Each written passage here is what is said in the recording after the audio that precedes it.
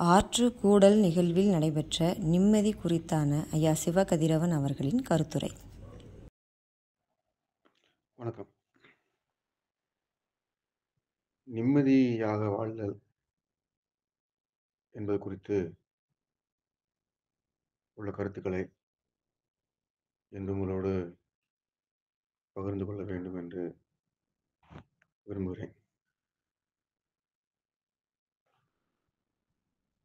நிம்மதியாக வாழ்வதற்கு என்ன செய்வது என்று பல நேரங்களில் எழுப்பப்படுகிற ஒவ்வொரு தனி மனிதனுக்கும் உரிய வினாவாக இது இருக்கிறது. ஒரு மனிதன் நிம்மதியாக வாழ்வதற்கு என்ன செய்வது என்பது பொதுவாக எழுப்பப்படுகிற வினா. இந்த வினாவானது மனிதன் சோர்வுற்று இருக்கிற வேளைகளில் பெரும்பாலும் எழுப்பப்படுகிறது. எதுவும் செய்ய இயலாத நிலையில் தன்னை கருதி கொள்கிற போது இவ்வினா எழுப்பப்படுகிறது. நிம்மதியாக வாழ வேண்டும் என்பது அடிப்படையில் சோர்வு நேரத்தில் எழுப்பப்படுகிற வினாவாக இருப்பதென்பது பொருத்தமற்றது. நிம்மதியாக இருக்க வேண்டும் என்கிற ஆர்வம், அக்கறை ஒவ்வொருவருக்கும் இருக்க வேண்டியது இருக்கும். என்னை கேட்டால் நிம்மதியாக இருப்பதற்கு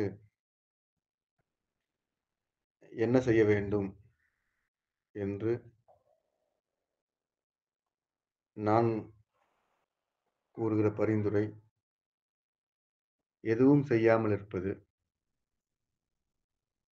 அல்லது எந்த முயற்சியிலும் ஈடுபடாமல் இருப்பது என்று நேரடியாக ஒரு வரியில் சொல்லிவிட முடியும். ஆனால் மனிதர்கள் சோர்வுற்ற நேரத்தில் நிம்மதியாக இருக்க வேண்டும் என்பதற்கு கேட்கிற முனைப்பு என்பது எதையாவது செய்து நிம்மதியை பெற்றுக்கொள்ள வேண்டும் என்கிற கவனப்போக்கு இருப்பதை நான் பார்க்கிறேன். நீங்களும் அவ்வாறு உள்ளாவீர்கள் என்பதையும் பார்த்திருக்கிறேன்.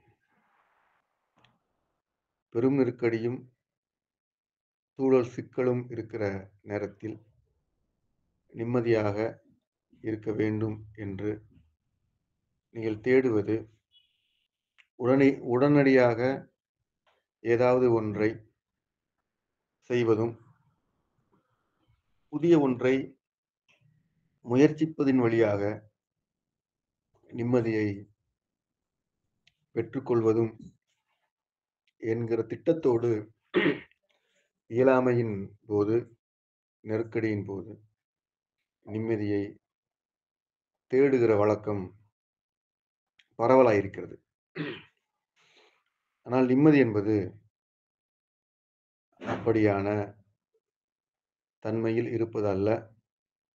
அப்படியான முயற்சிகளில் நிம்மதி விளைவதும் அல்ல.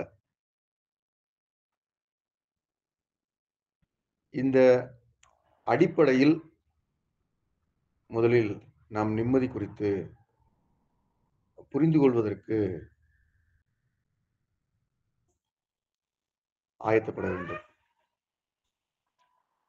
இந்த அடிப்படையில் நிம்மதியை நாம் உள்வாங்கிக் கொள்வதற்கு, நம்மை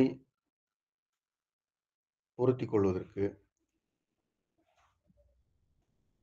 ஆயத்தப்பட வேண்டும் என்பதுதான். ஆக நிம்மதியாக இருக்க வேண்டும் என்று நெருக்கடி நிலையிலிருந்து விடுபடுவதற்கு நிம்மதி தீர்வா இல்லையா நிம்மதியாக இருப்பதை விரும்பக்கூடாதா என்பதாக இதற்கு பொருள் இல்லை. நீங்கள் நிம்மதியாக இருப்பதின் வழியாக அல்லது நிம்மதியாக இருக்க வேண்டும் என்று விரும்புவதன் வழியாக சிக்கல்களிலிருந்து, நெருக்கடிகளிலிருந்து உங்களை பாதுகாத்துக் கொள்ள முடியும் என்பது பேருண்மை. நெருக்கடியாக இருக்கிற பொழுது, சிக்கலில் இருக்கிற பொழுது, நிம்மதியாக இருக்க வேண்டும் என்று விரும்புகிற விருப்பம் ஒரு இயலாமையின் வெளிப்பாடாக இருக்கிறது என்பதை நான் விளக்குகிறேன். ஆனால் நீங்கள் சிக்கலில் இருக்கிற போதும், வளமையில் இருக்கிற போதும், எப்படியாக உயர்ந்திருக்கிற நிலையில் உள்ளபோதும், நீங்கள் நிம்மதியாக இருக்க வேண்டும் என்பது உங்கள் விருப்பமாக இருக்க வேண்டும். எப்பொழுதும் நிம்மதியாக இருக்க வேண்டும், எப்பொழுதும் இன்பமாக இருக்க வேண்டும் என்கிற அடிப்படையில் உங்களது இயலாமைகளிலிருந்து விடுபட்டு, உங்களது மனப்போராட்டங்களிலிருந்து விடுபட்டு, நீங்கள் நிம்மதிக்குள் வர வேண்டும் என்று நான் விரும்புகிறேன். நிம்மதியாக இருப்பது வாய்க்கப் பெறும் என்பதையும் நான் உணர்கிறேன்.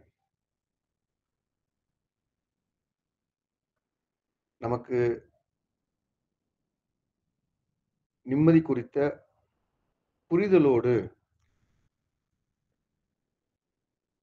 உள்வாங்கிக் கொள்கிற போது, எல்லா சூழலிலும், எல்லா உயர்வு தாழ்வான மனநிலைகளிலும் நிம்மதி குறித்த புரிதல் உண்டென்றால்,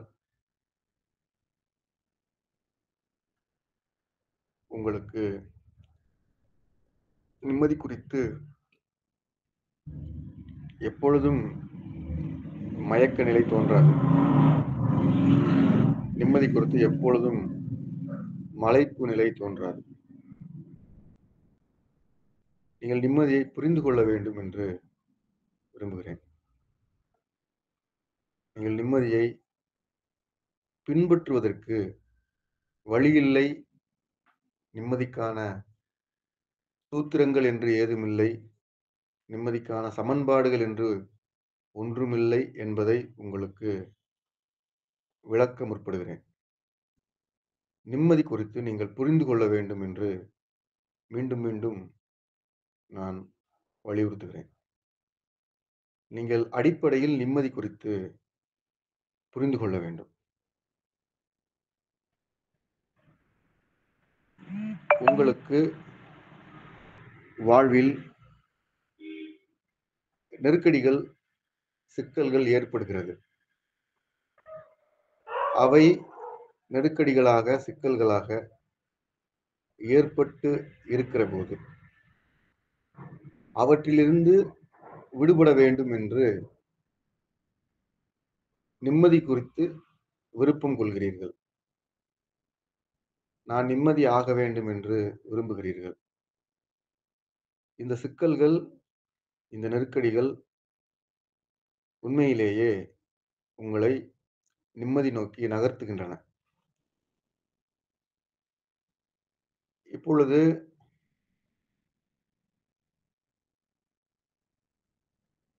உங்களுக்கு எவற்றையெல்லாம் சிக்கலாக பார்க்கிறீர்கள் என்று ஒரு பட்டியல் எடுத்துக்கொள்ளுங்கள். உங்களுக்கு எவையெல்லாம் சிக்கலாக இருக்கின்றன என்பதை ஒரு பட்டியல் எடுத்துக்கொள்ளுங்கள்.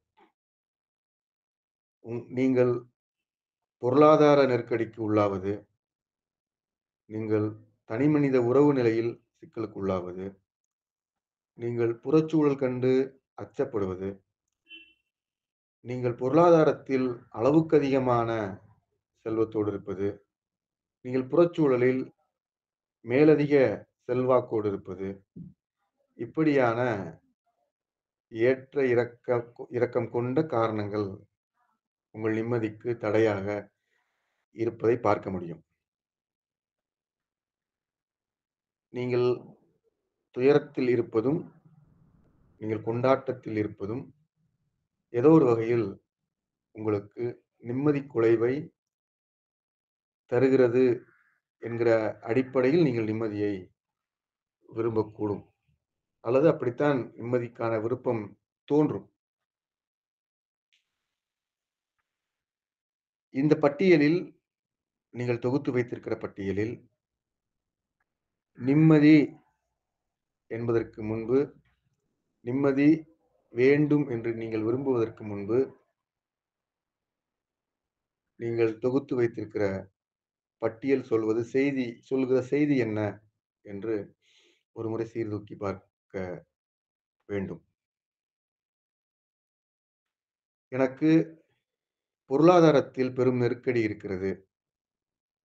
என் உறவு நிலையில் சிக்கல் இருக்கிறது என்பதாக நீங்கள் பட்டியலை நுணுகி நுணுகி வரையறுக்கும்போது,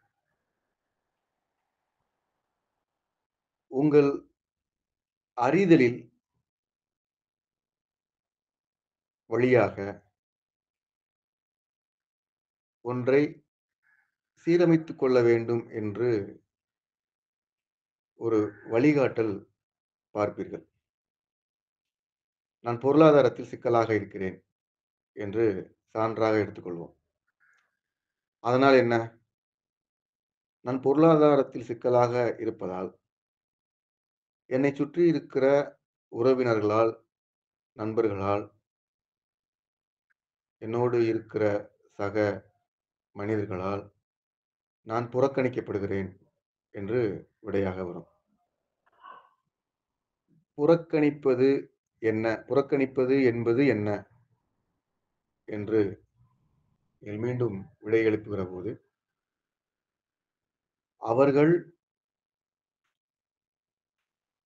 சுற்றியிருக்கிற பலரும் என்னை அவர்களோடு இணைத்துக் கொள்வதில்லை. நான் வருகிறபோது என்னைப் பற்றி உயர்வாகவும், நான் இல்லாதபோது என்னைப் பற்றி தாழ்வாகவும் பேசுகிறார்கள்.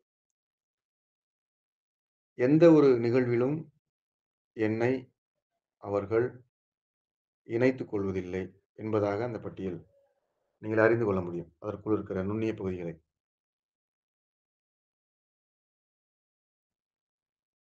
இதில் முதல் காரணத்தை சான்றாக தொடரலாம். அது என்ன? அவர்கள் நான் வருகிறபோது உயர்வாக பேசுகிறார்கள்.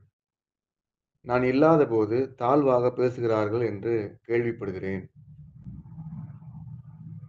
இதன் வழியாக நான் தனிமைப்படுத்தப்படுகிறேன். இதன் வழியாக நான் புறக்கணிக்கப்படுகிறேன் என்று எனக்கு ஒரு இயலாமை தோன்றுகிறது. இவை மாற வேண்டும் என்று என் மனம் குமுறுகிறது. இவை மாறுவதற்கு எளிய வழி பொருளாதாரத்தில் நான் மேம்பட்டுக் கொள்வது என்பதாக இந்த சான்றுக்குள் நீங்கள் ஒரு முடிவெடுக்க முடியும். இது உங்களது செவி அறிதலின் வழியாக நீங்கள் வளர்த்துக் கொள்கிற நிம்மதிக்கும் உங்களுக்குமாக இருக்கிற ஒரு தொடர்பு. இப்போது இந்த சான்றில் நீங்கள் செவித்திறன் இல்லாதவராக வைத்துக் கொள்வோம். உங்களுக்கு செவித்திறன் இல்லை. செவி வழியாக உங்களுக்கு வருகிற எந்த செய்தியும் உங்களை வந்து அடையாது. என்றால், இப்பொழுது உங்களைப் பற்றி அவதூறு பேசுகிறவர்கள், உங்களைப் பற்றி மேன்மையாக பேசுகிறவர்கள் என்ற எந்த பாகுபாடும் இல்லாமல் எந்த செய்தியும் உங்களை தூண்டாது. உங்களுக்கு செவித்திறன் குறித்த உங்களது செவித்திறன் குறித்த வளமையை நான் இங்கு சுட்டிப் பேசுவதாக புரிந்து கொள்ள வேண்டாம். உங்கள் அறிதலின் வழியாக நீங்கள் எந்த ஒன்றை உருவாக்கிக் கொண்டு சிக்கலாக்கிக் கொள்கிறீர்கள் என்பதை புரிந்து கொள்வதற்காக இந்த சான்றை நான் உங்களுக்கு கூறுகிறேன். உங்கள் செவி அறிதலின் வழியாக உங்களது பொருளாதார மேம்பாடு என்ற நிலைக்கு உந்தப்படுகிறீர்கள். செவியறிதல் என்கிற தூண்டல் உங்களது சிக்கலுக்கு தீர் சிக்கலை தீர்க்கும்படியான ஒன்றை உங்களுக்கு தூண்டுகிறது. ஒருவர் நம்மை இழிவாக பேசுகிறார் என்று நீங்கள் செவியறிதலின் வழியாக தெரிந்து கொள்கிறீர்கள். அது குற்றமல்ல. இழிவாக பேசக்கூடாது என்றும் நீங்கள் நினைக்கிறீர்கள். அதுவும் பிழை அல்ல. நீங்கள் செவியறிதலின் வழியாக உங்களை இழிவாக பேசுகிற ஒன்றை, ஒருவரை, ஒரு கருத்தை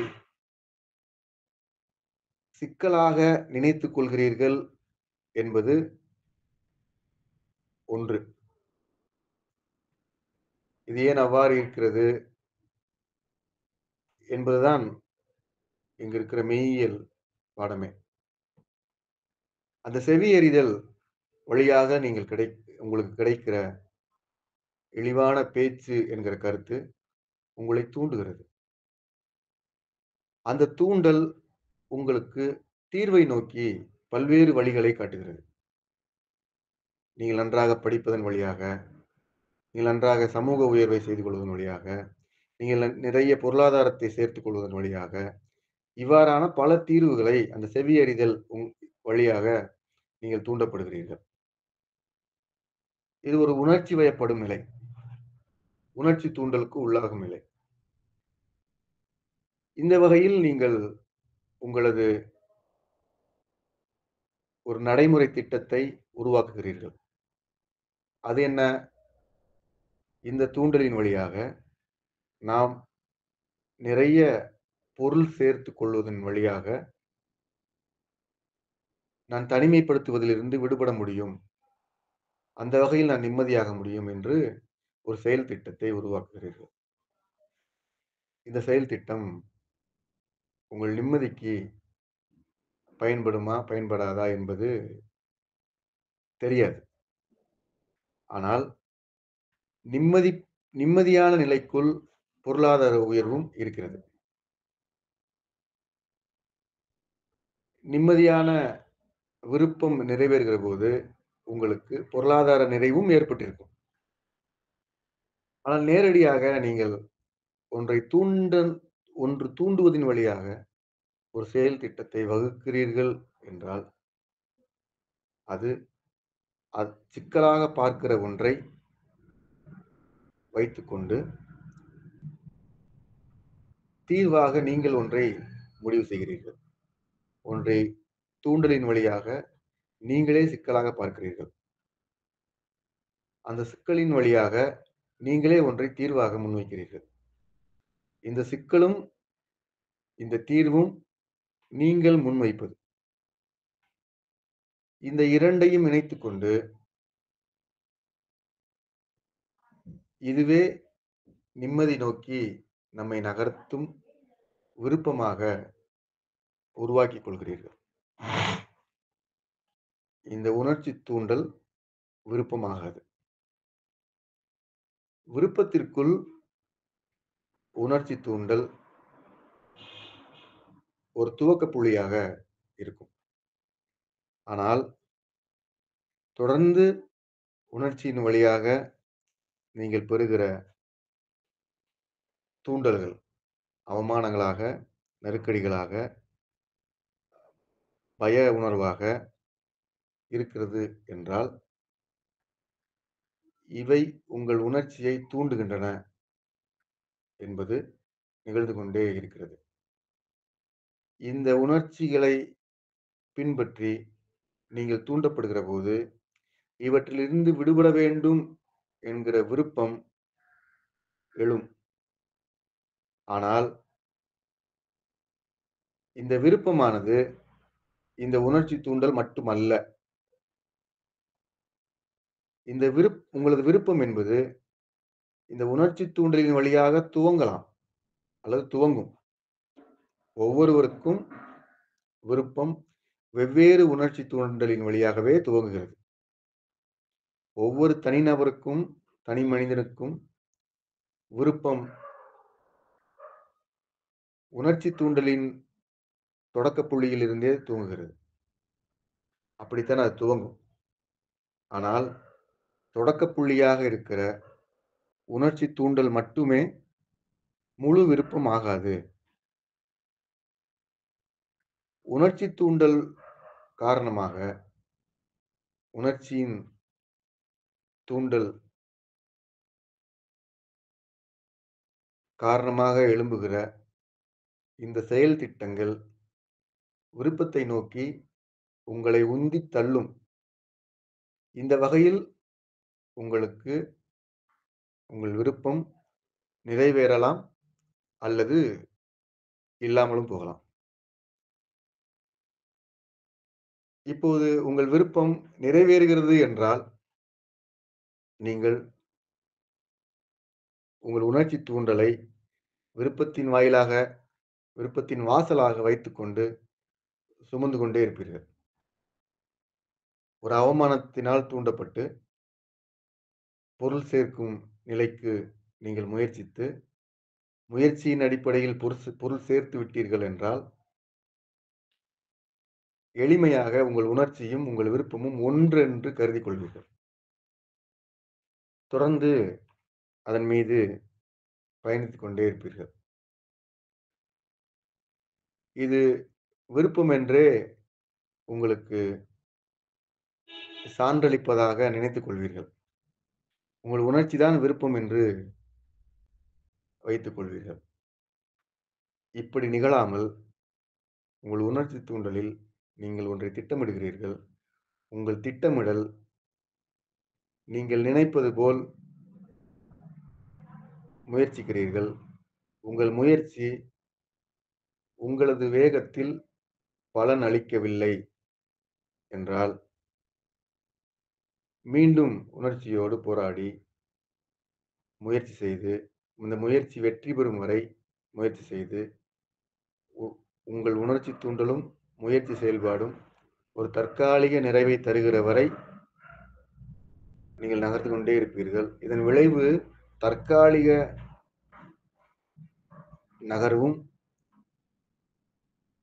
இந்த தற்காலிக நகர்வு உங்கள் முயற்சியினால் விளைந்தது என்பதை மறந்து, இந்த தற்காலிக நகர்வில் சரிவு ஏற்படும்போது, உங்கள் உணர்ச்சியினுடைய தன்மைகளை மறந்து போவீர்கள் அல்லது மறத்துப் போகும்.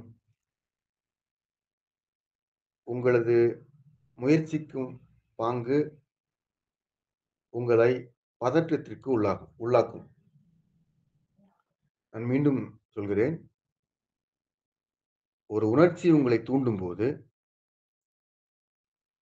அது உங்களை ஒரு விருப்பத்தை நோக்கி உந்துகிறது. அந்த விருப்பத்திற்கு இதுதான் பாதை என்று சில முயற்சிகளையும், திட்டங்களையும் நீங்கள் கையில் எடுக்கிறீர்கள். அந்த திட்டங்கள் வெற்றி பெற்றால், உங்கள் உணர்ச்சியும், உங்கள் விருப்பமும் ஒன்று என கருதிக் கொள்கிறீர்கள்.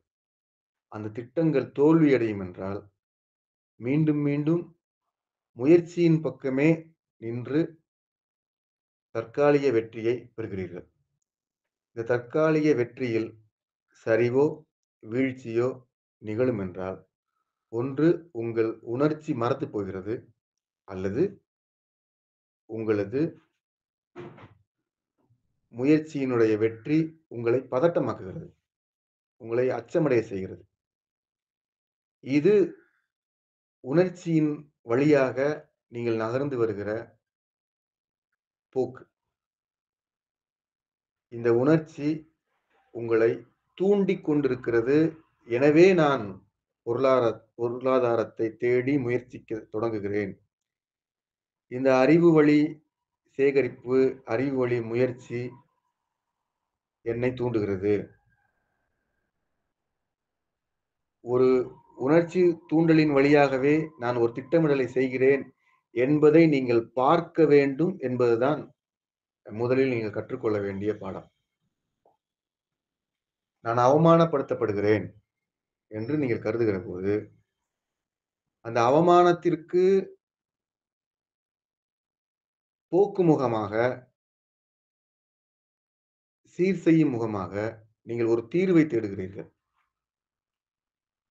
அந்த தீர்வு உங்களுக்கு ஒரு முயற்சியை ஈர்க்கிறது. அது வெற்றி பெறலாம், தோல்வியும் அடையலாம். இப்பொழுது நீங்கள் புரிந்து கொள்ள வேண்டியது, நான் அவமானப்படுகிறேன் என்பதும், இதன் வழியாக நான் தூண்டப்படுகிறேன் என்பதும் நீங்கள் கவனிக்க வேண்டியது. நான் தூண்டப்படுகிறேன், எனவே நான் இயங்குகிறேன். நான் தூண்டப்படுகிறேன், எனவே ஒரு தீர்வை தேடுகிறேன். நான் தூண்டப்படுகிறேன், எனவே ஒன்றை நோக்கி நகர்கிறேன்.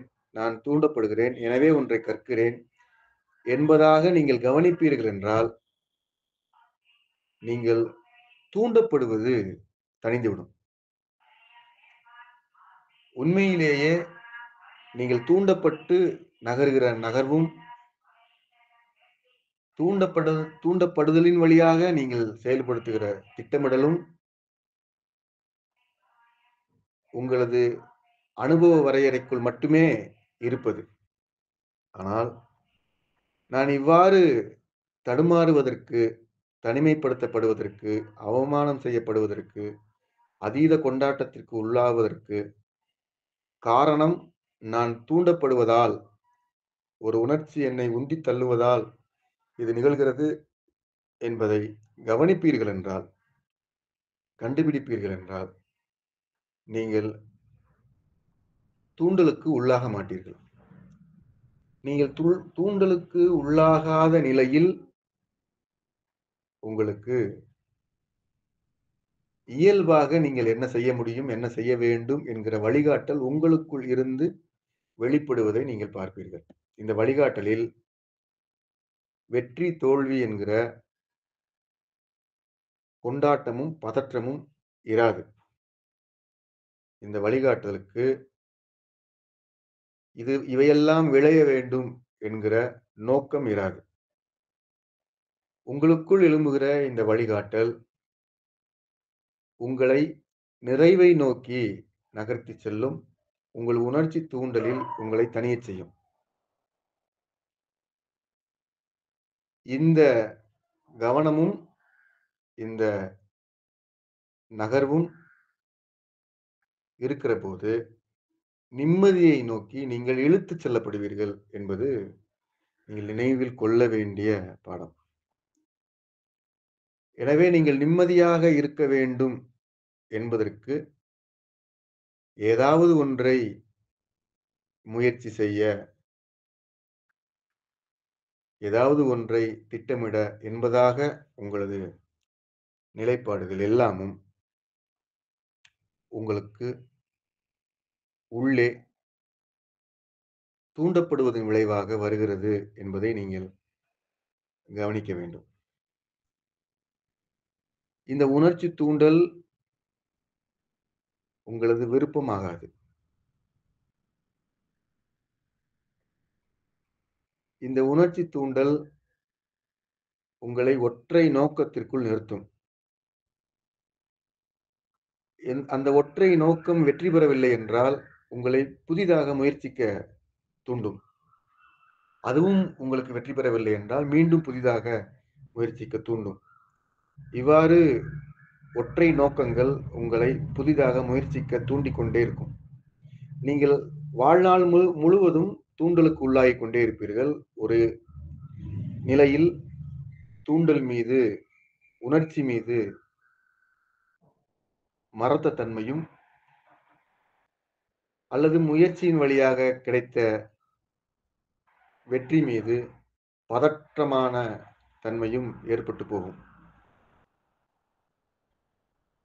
எனவே உணர்ச்சியை கவனித்து புரிந்து கொண்டு, நீங்கள் நான் உணர்ச்சியின் வழியாக தூண்டப்படுகிறேன் என்பதை புரிந்து கொள்கிற நிலையில், கவனிக்கிற நிலையில் உங்கள் அவமானம் என்பது உங்கள் உணர்ச்சியை தூண்டுகிறது. உங்களது நெருக்கடி என்பது உங்கள் உணர்ச்சியை தூண்டுகிறது. உங்களது சிக்கல் என்பது உங்கள் உணர்ச்சியை தூண்டி உங்களை உந்துகிறது. இந்த உணர்ச்சி தான் நம்மை உந்துகிறது என்பதை கவனித்தவுடன், அது உந்துவது தணியும்.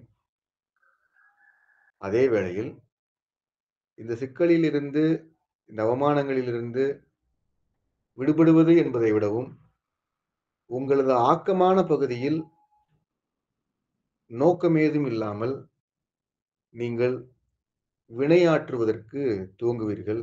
அந்த வினையாற்றலுக்கு எந்த விதமான சாதுரியத்தனமும், லாப நோக்கமும் இல்லாமல் இருக்கும்.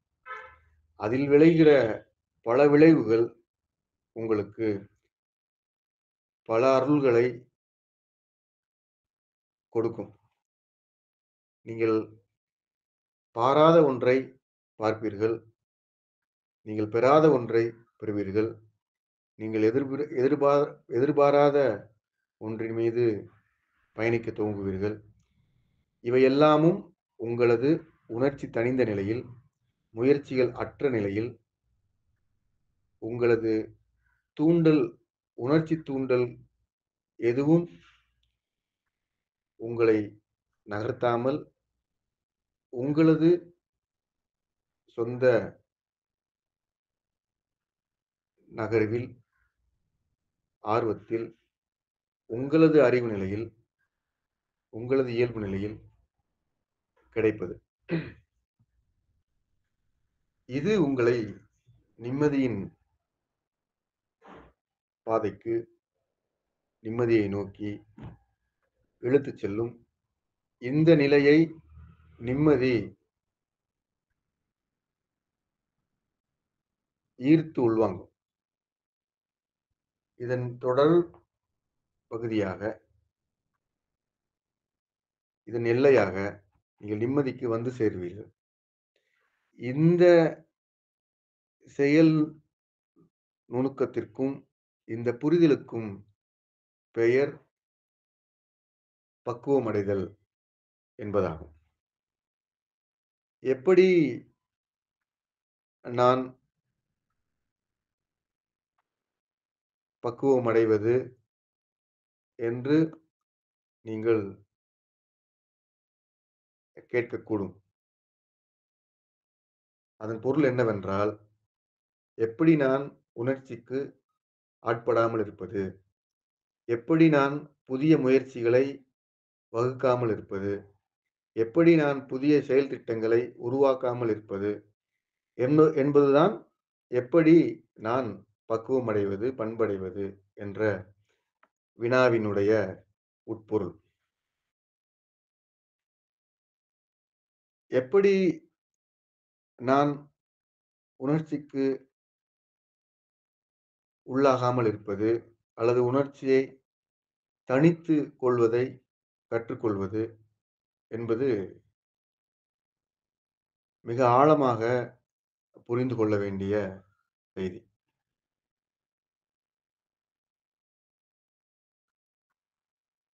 நீங்கள் ஒன்றை பார்க்கிறீர்கள்.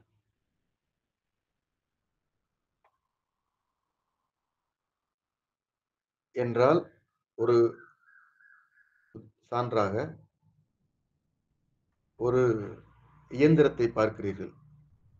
உங்கள் வீட்டின் வாசலில் நிற்கிற ஒரு மிதிவண்டியை பார்க்கிறீர்கள்.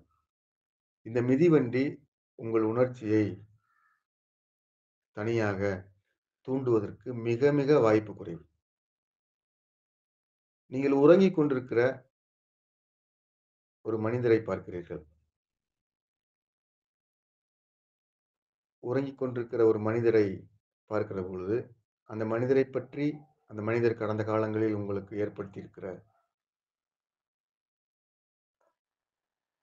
அனுபவங்கள் பற்றி உங்களது கருத்துக்கள் உங்களுக்குள் இயங்கத் துவங்கும். நீங்கள் வேறொரு உயிரினத்தை பார்க்கிறீர்கள். ஒரு கோழியை பார்க்கிறீர்கள். மழை விழுவதை பார்க்கிறீர்கள். ஒரு செடியை பார்க்கிறீர்கள் என்றால், ஒவ்வொன்றின் மீதும் உங்களது உணர்ச்சி தூண்டலும், உணர்ச்சி தணிதலும் வெவ்வேறுபட்ட வகைகளில் நீங்கள் காண முடியும்.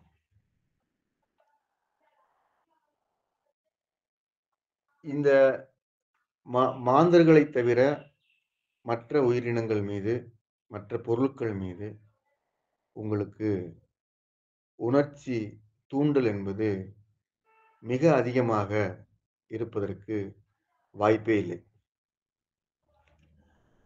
அவை உங்களை விட அறிவில் குறைந்தவை. உங்களை விட செயல்திறனில் குறைந்தவை. உங்களை விட பல்வேறு தகுதிகள் அவைகளுக்கு குறைவாகவே வளர்ந்திருக்கின்றன. ஆனால் மாந்தர்கள் உங்கள் உணர்ச்சியை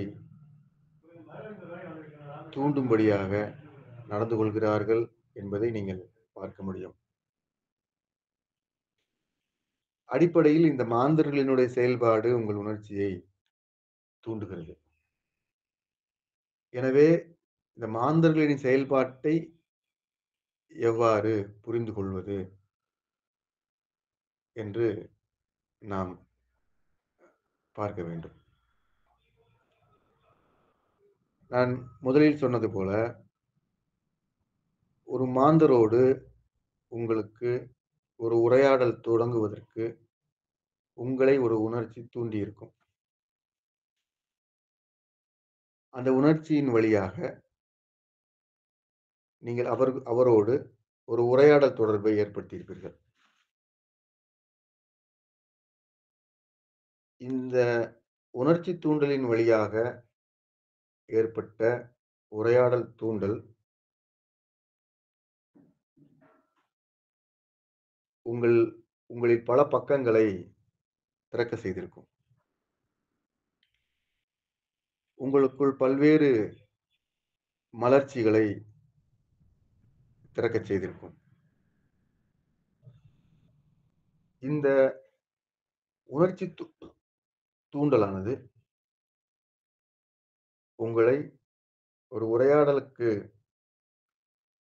உட்படுத்தி இருப்பதும், அந்த உரையாடல் வழியாக நீங்கள் பல்வேறு மகிழ்வான, உயர்வான, இனிமையான அனுபவங்களை பெற்று உள்ளடக்கமாக வைத்திருப்பதும் தொடர்ந்து இருக்கும் என்றால் உங்களுக்கு சிக்கல் என்பதே இல்லை.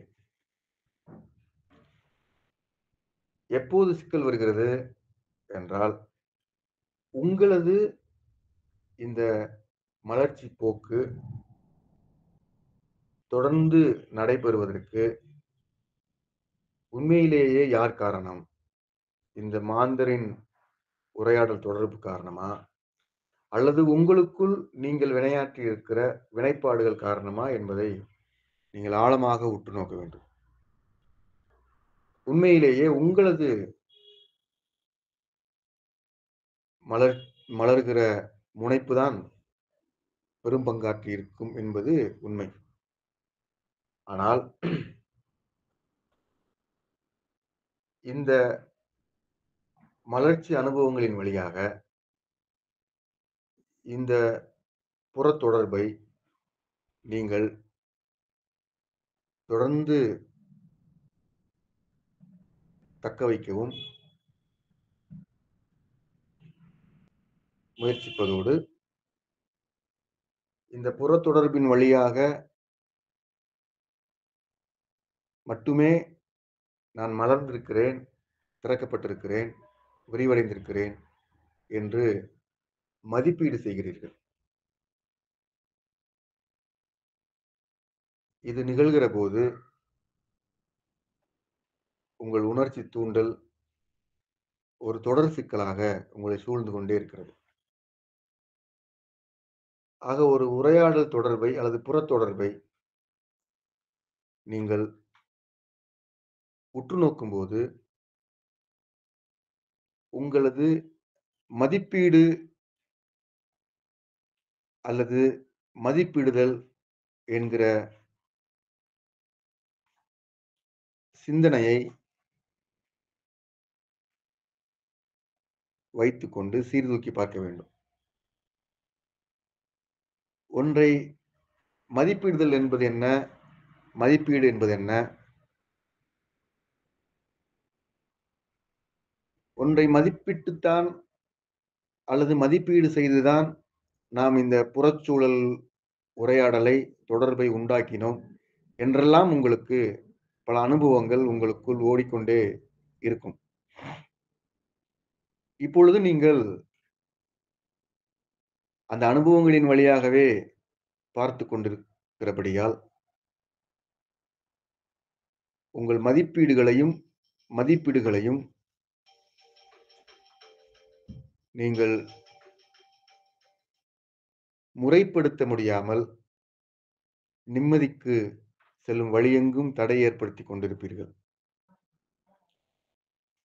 எனவே, இந்த புறத்தொடர்பும், உங்கள் அகமலர்ச்சியும் எவ்வாறு நிகழ்ந்திருக்கிறது என்பதை புரிந்து கொள்வதற்குரிய பக்குவத்தில் பல கூறுகள் உண்டென்றாலும், மதிப்பு இடுதல், மதிப்பீடு செய்தல் என்பது பற்றி உங்களுக்கு இருக்கிற புரிதல்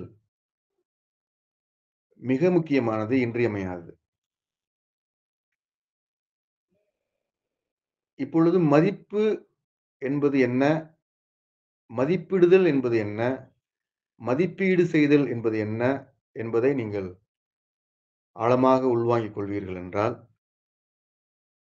உங்களோடு இருக்கிற, உங்களைச் சுற்றி இருக்கிற எல்லாவற்றின் மீதும் நீங்கள் ஒரு துல்லிய நிலைப்பாட்டை கைக்கொள்ள முடியும். இந்த துல்லிய நிலைப்பாட்டை கைக்கொள்வதற்கு பெயர்தான் தூண்டல் தணிந்த பண்பட்ட நிலை என்று நான் முன்பு உங்களுக்கு விளக்கினேன். இந்த தூண்டல் தணிந்த பண்பட்ட நிலைக்கு நீங்கள் வருவதற்கு மதிப்பு, மதிப்பீடு, மதிப்பிடுதல் என்பது பற்றி உங்களுக்கு ஒரு துல்லியமான பார்வை வேண்டும் என்பது கருத்து. மதிப்பு என்பது என்ன? மதிப்பிடுதல் என்பது என்ன? அல்லது மதிப்பீடு செய்தல் என்பது என்ன?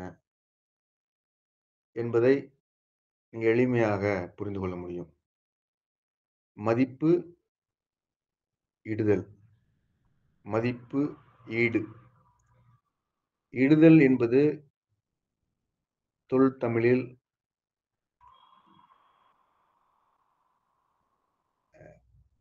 வெற்றுப்பரப்பில் ஒன்றை இடுவது. ஈடு என்பது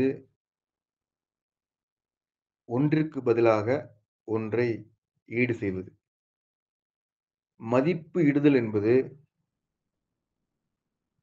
மதிப்பை வைப்பது. மதிப்பு ஈடு என்பது ஒன்றிற்கு பதிலாக உங்கள் மதிப்பை சுமத்துவது. ஆக இந்த 2 சொல்லினுடைய பொருளையும் நீங்கள் தெளிவாக புரிந்து கொள்ள வேண்டும். ஒன்றை மதிப்பிடுகிறீர்கள் என்றால், ஒன்றினுடைய மதிப்பை நீங்கள் பார்க்கிறீர்கள். ஒன்றை மதிப்பீடு செய்கிறீர்கள் என்றால், ஒன்றின் மீது மதிப்பை அல்லது உங்களது கண்ணோட்டத்தை சுமத்துகிறீர்கள். எனவே நீங்கள் எந்த ஒன்றின் மீதும் மதிப்பிடுகிறீர்களா, மதிப்பீடு செய்கிறீர்களா என்பதை பொருத்தமாக பார்க்க வேண்டும். அந்த வகையில் மதிப்பிடுதல், மதிப்பீடு செய்தல் என்பதை நீங்கள் பிரித்து வைத்துக் கொள்வீர்கள் என்று நான் நினைக்கிறேன். இப்போது மதிப்பு என்பது என்ன என்பது அடுத்த நிலை. மதிப்பு என்பது என்ன என்றால், ஒன்று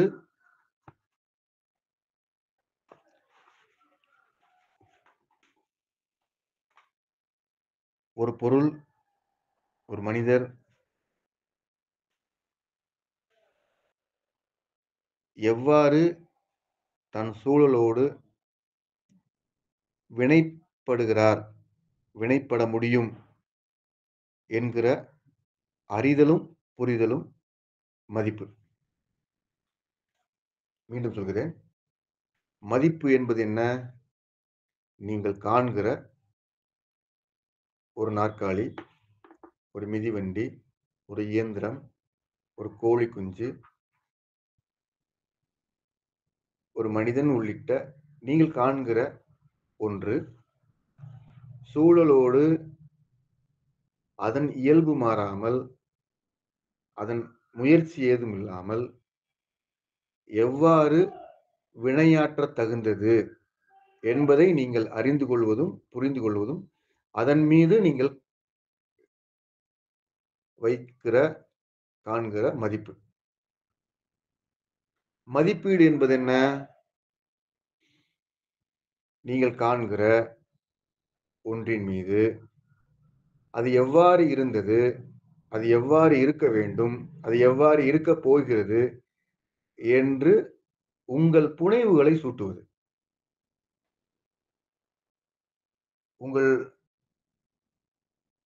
சக மனிதர், உங்கள் அருகிலேயே இருக்கிற ஒரு மனிதர், உங்களைப் போல உணவு உண்பதில்லை. அவருக்கு உங்களுக்கு பிடித்திருக்கிற உணவு பிடிப்பதில்லை. அவர் எடுத்து வருகிற உணவுப் பொட்டலத்தில் இருக்கிற உணவு உங்களுக்கு சுவைப்பதில்லை. அந்த உணவை அவர் திறந்தவுடன் நீங்கள் வேண்டாம் என்பீர்கள். ஏன் வேண்டாம் என்பீர்கள்?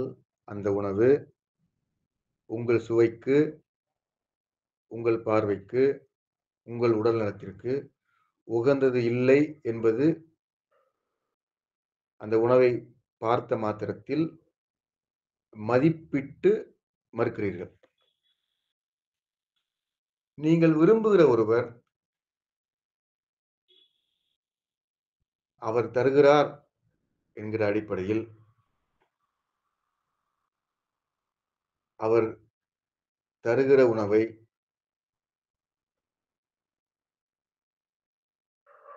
நீங்கள் உண்கிறபோது, அது உங்கள் சுவைக்கும், உடல் நலத்திற்கும் பொருந்தவில்லை என்றாலும் கூட, அவர் தருகிறார். இந்த இந்த உதாரணத்தை நீங்கள் புரிந்து கொள்ள வேண்டும். இந்த உணவின் மீது இருக்கிற மதிப்பு, அவரின் பார்ப்பட்ட கருத்தின் காரணமாக ஈடு செய்யப்படுகிறது. இந்த மதிப்பு ஈடு செய்யப்பட்ட உணவு உங்களுக்கு உள்ளிருந்து எதிர்வினையாற்றத் துவங்கும். அது உங்களுக்கு எதிரானது. நான் இன்னொரு சான்று கூறுகிறேன். ஒரு நபரை பார்க்கிறீர்கள். அந்த நபர் உங்களுக்கு விருப்பமான வகைமைகளில் இருக்கிறார்.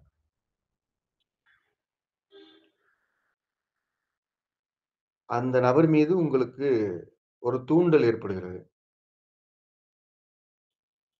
இந்த தூண்டலின் காரணமாக அவரோடு நீங்கள் உரையாடுகிறீர்கள். அவர் உங்கள் அண்டை வீட்டுக்காரராக இருக்கிறார். தொடர்ந்து அவரது செயல்பாடுகள் உங்களுக்கு பெருமிதத்தை தருகின்றன, மகிழ்ச்சியை தருகின்றன. இவை எல்லாவற்றையும் கருத்தில் கொண்டு, அவரது செயல்பாடுகள் எல்லாமும் உங்களுக்கு பொருத்தமானது என்று புரிந்து கொள்வீர்கள் என்றால், அது மதிப்பீடு.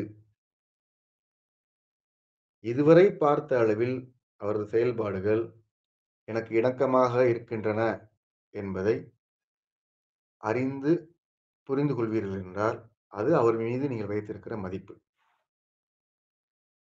ஆக மதிப்பு என்பதும், மதிப்பிடுதல் என்பதாக இருக்குமென்றால், அது உங்களுக்கு வளமையை தேடித்தரும். உங்களுக்கு பண்பை உருவாக்கி தரும். உங்களது நிம்மதி சார்ந்த வாழ்வில் உங்களுக்கு அது வழிகாட்டும். மதிப்பீடு என்பது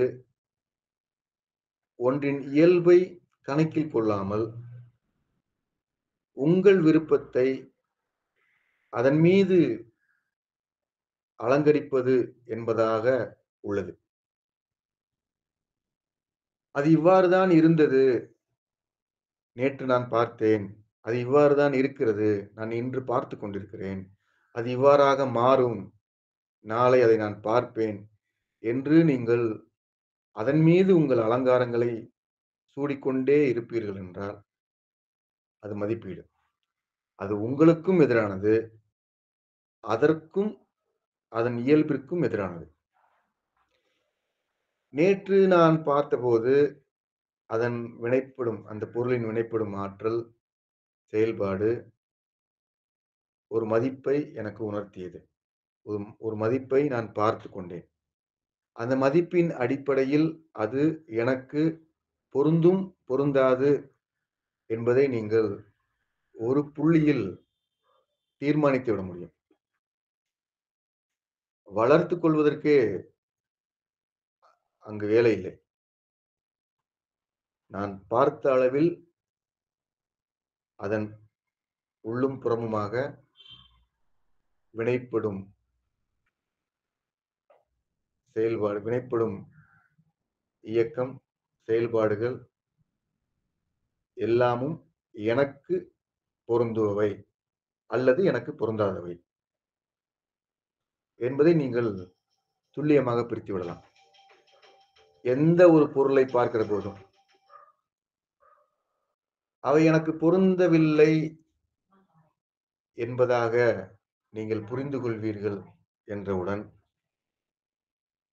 இன்றைய சமூக மனநிலையில் உங்களுக்கு பயன்படாத, பொருந்தாத எல்லாமும் உங்களுக்கு அவசியமில்லாதவை அல்லது எதிரானவை என்கிற கருத்தில் நீங்கள் வாழ்ந்து கொண்டிருக்கிறீர்கள். எனவே ஒன்று பொருந்தவில்லை என்றால், அதனை கீழ்மையாகவும், அதனை சிறுமையாகவும், அது பொருத்தமில்லாத ஒன்றாகவும், அது உங்களுக்கு எதிரானதாகவும் நீங்கள் புரிந்து கொள்வதும், அதன் மீது வினையாற்றுவதும் நடந்து கொண்டே இருக்கிறது. அது உங்கள் அகந்தையை வளர்க்கும். அடிப்படையில் அது உங்கள் அகந்தை தான். உங்களுக்கு பொருத்தமில்லாத ஒன்று, கருத்தின் அடிப்படையில் உங்களுக்கு பொருத்தமில்லாதது. அது சிறுமையானது அல்ல. அது கீழ்மையானதும் அல்ல. அது உங்களுக்கு எதிரானதும் அல்ல. அது நீங்கள் சுமத்துகிறபடியான குற்றங்களை செய்வதும் அல்ல. அது அதன் இயல்பில் உங்களுக்கு பொருந்தவில்லை. நீங்கள் வேண்டும் என்றால், நீங்கள் சிந்தனையில் மேம்பட்டிருப்பீர்கள் என்றால், உங்கள் செயல்பாடுகளில் அல்லது உங்கள் செயல்பாடுகளுக்கு அப்பாற்பட்டும் கூட, அதன் வினைப்படும் மதிப்பை, அதன் இருப்பை நீங்கள் அரவணைப்பிற்கு உட்படுத்த முடியும். அதே வேளையில்,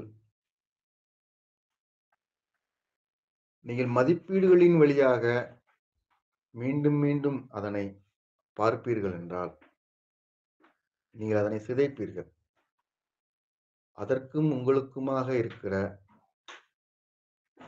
குறைந்தபட்ச தொடர்பும், இனிமையும் மென்மேலும் சிதைவிற்கு உள்ளாகும்.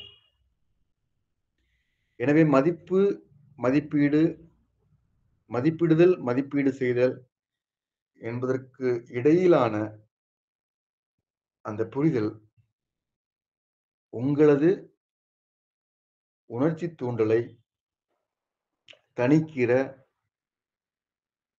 ஒரு பண்பட்ட நிலையை உங்களுக்கு வழங்கும். அது எவ்வாறு வழங்குகிறது? நீங்கள் ஒன்றை சரியாக மதிப்பீடு செய்வீர்கள் என்றால், அதன் மீது அதிகப்படியான பொருத்தமில்லாத எந்த ஒன்றையும் ஏற்றி வைக்க மாட்டீர்கள். அடிப்படையில் இவ்வாறு ஏற்றி வைக்காது இருப்பீர்கள் என்றால்,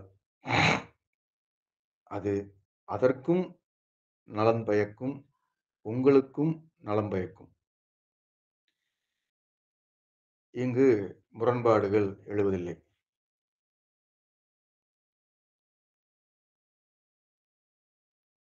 உங்களை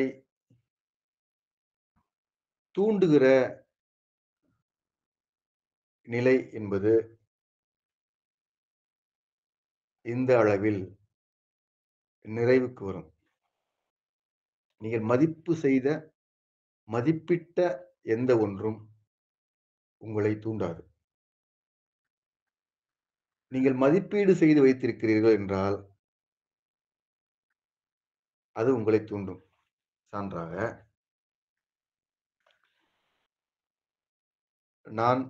நீங்கள் இருவரும் பேசிக் கொண்டிருக்கிற போது, நான் பேசுகிற முறைமைகளை வைத்துக்கொண்டு, அல்லது நீங்கள் பேசுகிற முறைமைகளை வைத்துக்கொண்டு,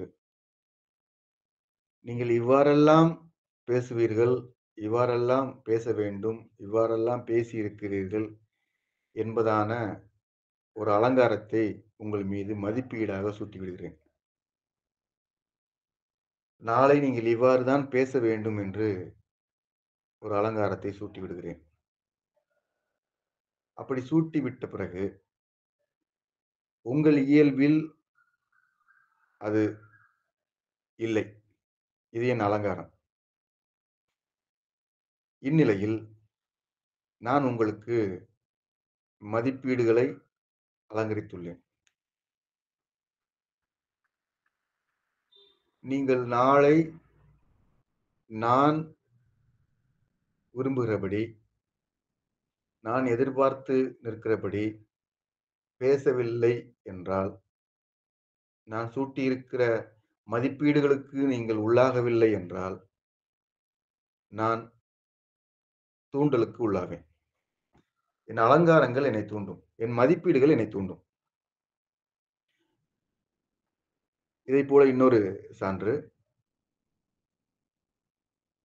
என் இயல்பை நீங்கள் மதிப்பிட்டு வைத்திருக்கிறீர்கள்.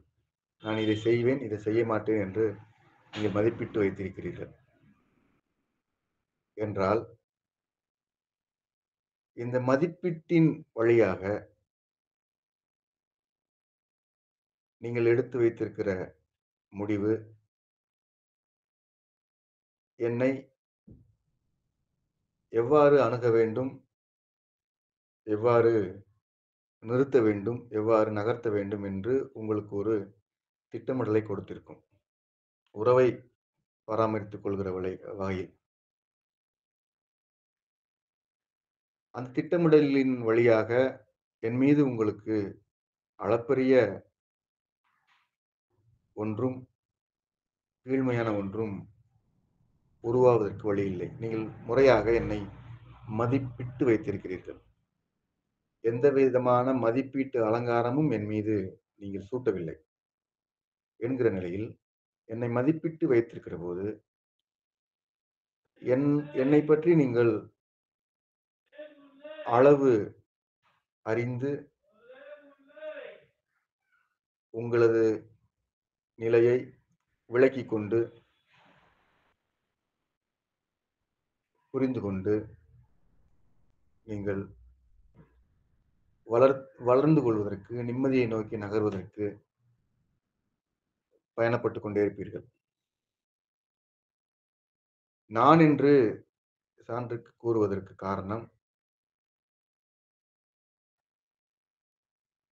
நீங்கள் எளிமையாக புரிந்து கொள்ள முடியும் என்பதற்காக. ஆனால் ஒவ்வொருவர் மீதும் இந்த மதிப்பீடு செய்தல் என்கிற கருத்து பொருந்தத்தக்கது. நீங்கள் யாரையெல்லாம், எவற்றையெல்லாம் மதிப்பீடு செய்து வைத்திருக்கிறீர்களோ, அந்த மதிப்பீடுகள் உங்கள் உணர்ச்சியை தூண்டிக்கொண்டே இருக்கும்.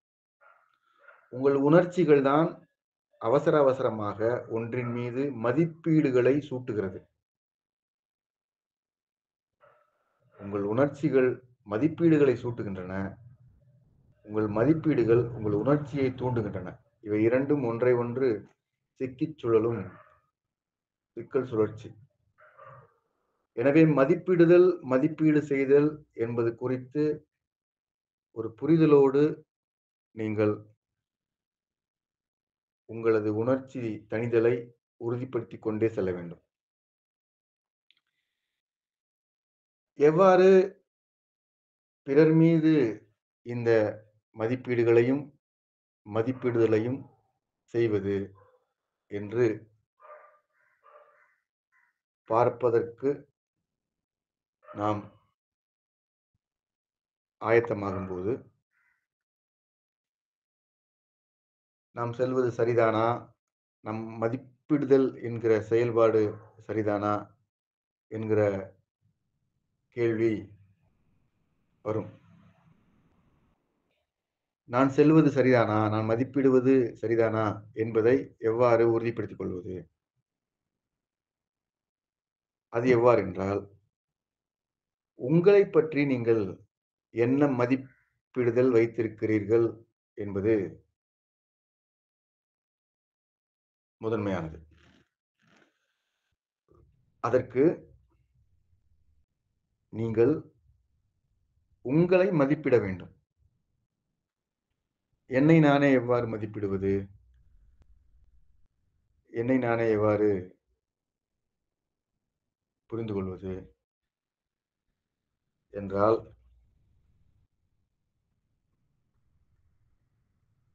அது ஒரு சிந்தனை வளர்ச்சியில் நிகழ்கிற மாற்றம். நீங்கள் கவனத்திற்கு உள்ளாகும்போது, உங்களை நீங்களே கவனிக்கிற கவனத்திற்கு உள்ளாகும்போது, உங்களை சிந்தனை நிலையில் வளர்த்துக் கொள்வதற்கான வேலையை செய்யத் துவங்குவீர்கள். அவ்வாறு செய்யத் துவங்குகிற பல வளர்ச்சி முறைகளில் உங்களை நீங்களே மதிப்பிடுதல் முதன்மையானது. இன்றியமையாததும் கூட. இப்போது எவ்வாறு என்னை நானே மதிப்பிடுவது என்றால், உங்களைப் பற்றி நீங்கள் கருதிக் கொண்டிருக்கிற கருத்துக்களை ஒரு பட்டியல் இடுங்கள். அவை